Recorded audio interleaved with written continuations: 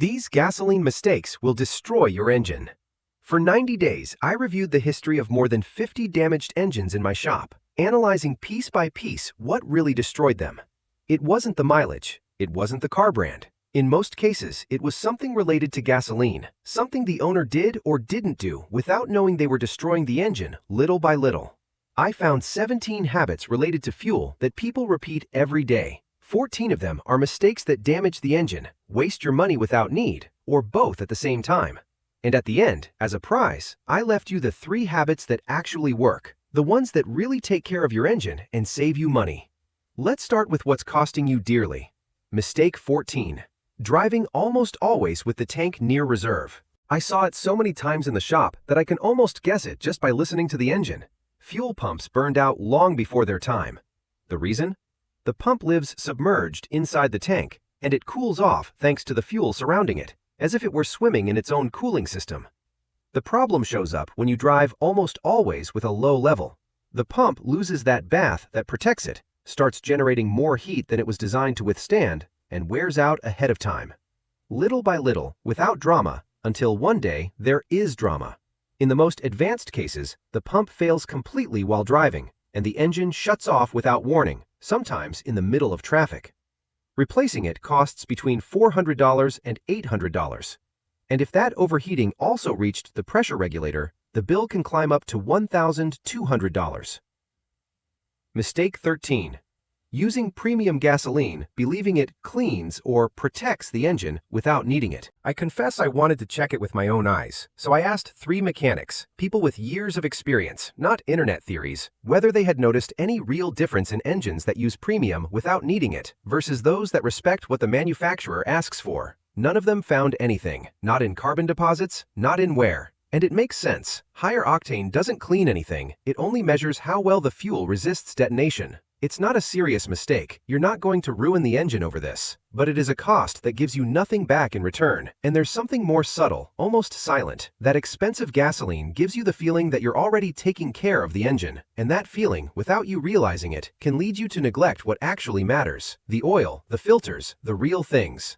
Mistake 12. Ignoring a loose or damaged gas cap. Seems like nothing, right? A loose cap, something you can't even see, but it's one of the most common causes of that check engine light that worries us so much turning on. The cap maintains the pressure of the tank's ventilation system, so if it's loose, broken, or poorly closed, the system detects it immediately and turns on an alert that too often the driver decides to ignore for months, thinking it's probably nothing. That constant leak forces both the purge valve and the activated carbon canister to work overtime, and that extra wear gets paid for sooner or later. Replacing just the cap costs less than $30. Ignoring it until the canister gets damaged, between $150 and $400. It is, without exaggeration, the cheapest mistake to avoid on this whole list, and also one of the ones I see repeated the most. Mistake 11. Trusting miracle additives under $3 instead of taking the car in for a checkup. We ran the test with 4 generic additives, no recognized brand, in engines with different mileage. And honestly, I expected to find something. We found nothing. No mechanic detected a measurable difference in the injectors or in the carbon deposits after several tanks. On their own, they don't damage the engine, but they do cost you money without giving you anything real back. And here's what really worries me. It's not the expense, it's the false sense that you already solved the problem. People use them instead of taking the car to the shop when real symptoms appear. Misfires, an idle that shakes more than normal, and that delay, almost always, ends up costing much more than it would have cost to fix it in time. Mistake 10. Starting the engine cold and flooring it right away. When you start the engine, the oil hasn't yet reached all the moving parts. It needs a few seconds, just a few seconds, to circulate and form that film that protects pistons, cylinders, and bearings. If you accelerate hard right at that moment, those parts rub almost dry. A mechanic showed me, on an engine opened up on the table, irregular wear marks on the cylinder walls of cars with this habit repeated over years. Marks that simply don't exist in engines that start calmly. And what unsettles me most about this mistake is that it doesn't hurt right away. There's no alarm sound, no signal. It just keeps adding up, start after start, mile after mile, until one day the damage is already done. Mistake 9. using higher octane than the manufacturer requires to take care of the engine. If your car asks for 91 and you use 95 or 98 thinking you're doing it a favor, I'm sorry to tell you the electronic system doesn't even notice. It doesn't change its behavior to benefit you because it simply wasn't designed to take advantage of that extra resistance to detonation. There's no secret mechanism that activates with more octane. The only thing you achieve, tank after tank, is paying extra for absolutely nothing. Mistake 8. Running completely out of gas on the highway. This mistake showed up over and over in the histories, and almost always with the same hidden cause: sediment. At the bottom of any tank, over time, tiny particles of dirt build up. As long as there's enough fuel, they stay quiet down there, bothering no one. But when the level reaches the absolute minimum, the pump starts sucking up that sediment along with the last drops left. And from there, it moves to the filter, and, in the worst cases, all the way to the injectors. I still remember the injector they showed me completely clogged, from a car whose owner had run out of gas 3 times in a single year. Depending on how many injectors end up affected, the repair can cost between $500 and $1,500. Mistake 7. Using fuel with high ethanol content, like E85, in an engine that isn't built for it. I saw the case of 2 incompatible cars whose owners had used E85 now and then, thinking, like almost all of us think at some point, that a little won't hurt. But ethanol is corrosive to certain rubber seals and plastic components that were never designed to withstand it. Over time, those seals crack, internal leaks appear, and injector damage from progressive corrosion adds up. In one of those cases, the full repair of the injection system went over $3,000, so it's really worth it to take the 10 seconds it takes to read the pump label and check what your manual says before fueling up. Mistake 6. Ignoring the check engine light when it's related to the fuel system. This was, without a doubt, the pattern I saw repeated most across the 3 shops.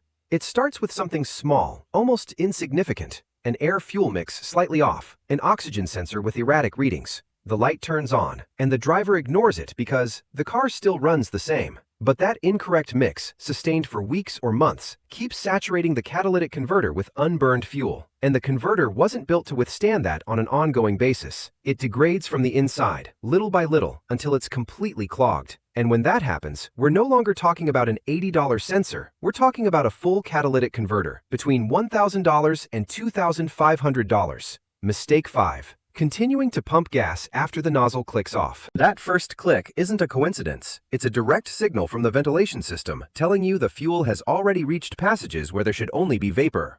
If you keep going, that liquid ends up entering the activated carbon canister, the part in charge of trapping vapors so they don't pollute. And when the canister gets saturated with liquid instead of vapor, it starts to fail, and the engine gets irregular mixtures that, over time, end up affecting the oxygen sensor and the catalytic converter too. I saw the scan report of a car with this habit repeated for months. Intermittent vapor system failures, mixture off. Repair between $200 and $600. When the nozzle clicks, stop there. Seriously. Mistake 4. Believing an additive can reverse detonation damage that's already happened. Someone notices the engine knocks or loses power, and instead of taking it to the shop, tries an anti-knock additive, hoping the problem will just go away.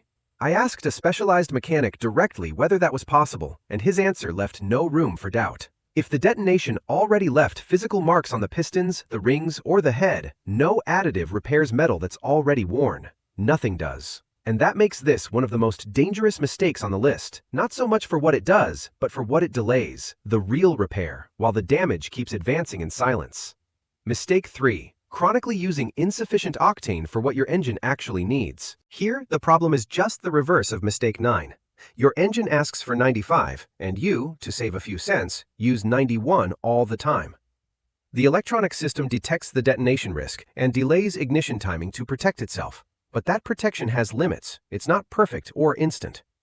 A mechanic showed me, with an endoscope, the surface of a pitted piston, marked by months of repeated detonation. And what stuck with me most is that the owner never noticed anything dramatic. Just a bit less power, slightly higher consumption, until one day, without warning, the engine started failing when cold. The repair, a partial engine rebuild, went over $4,500. All that savings of cents per liter turned into thousands of dollars. Mistake 2.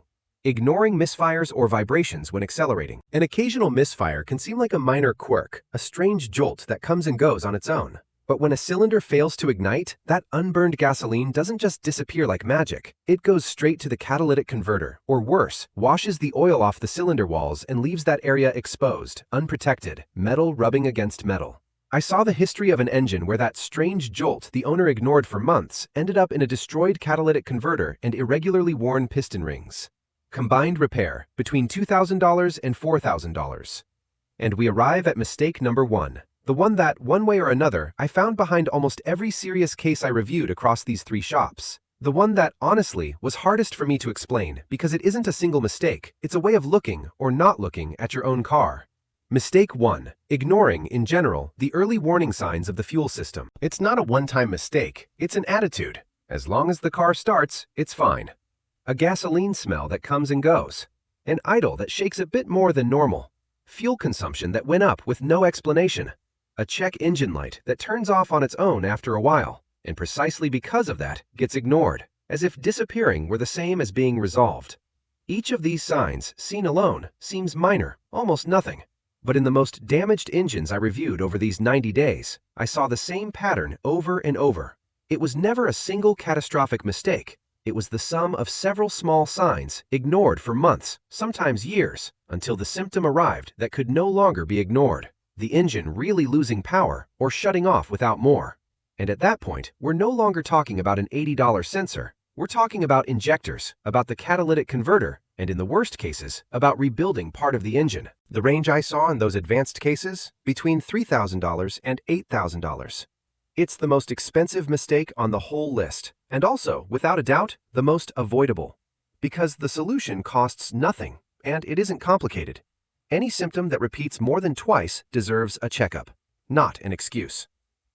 Those are the 14 mistakes. And now, as I promised you, here are the 3 habits that actually work. The ones that, in these 90 days of going through shops, I never saw cost anyone a single cent. Habit 3.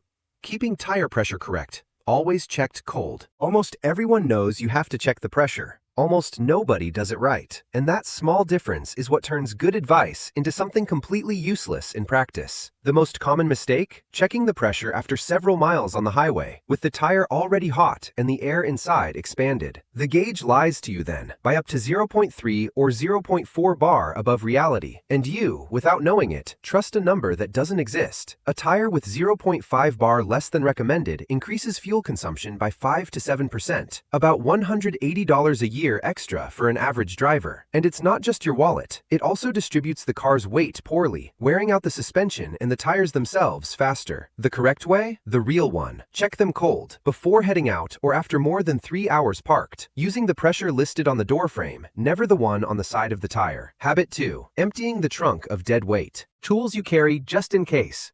Old clothes, boxes from the last move, gear from a sport you gave up a year ago, maybe more. Most cars carry between 20 and 50 kilograms of items that no longer need to be there. We tested it with 80 kilograms of dead weight in the trunk. Same car, same routes, 2 weeks. Fuel consumption rose 5.2%. For an average driver, that's between $120 and $160 a year. Just for carrying things you don't even use, not counting the extra wear that weight adds to the brakes and suspension with every stop, every pothole. Emptying the trunk and leaving only what's essential for a real emergency is literally free money. Habit 1. Driving with a steady rhythm, anticipating instead of reacting. This is, without any comparison, the habit with the most impact on the whole list, in savings and in engine care. We ran the most revealing test of this whole study, the same 12-kilometer urban route over 20 days. The first 10, driving reactively, accelerating hard, and braking every time the car ahead braked. The next 10, keeping distance, looking several cars ahead, anticipating. The difference in fuel consumption, 28%. But the savings are only half the story. Every cycle of hard acceleration and sudden braking also puts the engine through spikes of load and heat that simply don't exist when you drive at a steady rhythm, and it wears out brakes and transmission much faster.